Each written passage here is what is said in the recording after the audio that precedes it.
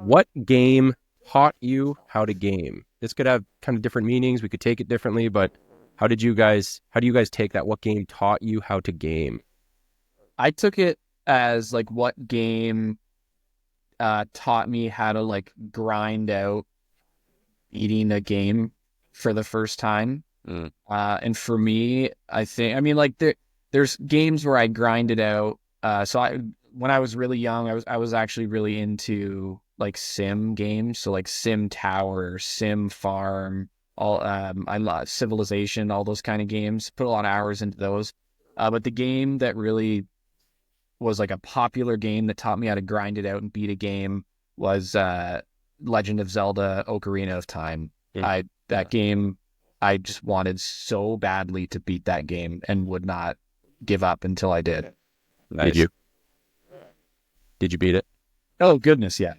Good. Oh yeah. Nate, what about you? So, I'll give a one quick answer just because I've been looking to mention this video game on the podcast and I haven't got to yet. So my first answer is Kingdom Heart. I don't Oh know if you yeah. guys ever played that. It was a Yeah. great little series where they brought in Disney villains and Final Yeah. Fantasy and all this kind of stuff. But they just the that game was really good at using a variety of different mechanics for bosses and levels and things like that, where you had to like figure out the mechanic for that particular boss. So I just thought that was a really neat, and I love that game. It was super nostalgic, where you have to fight Jafar and you have to fight, Cruella. You have to fight.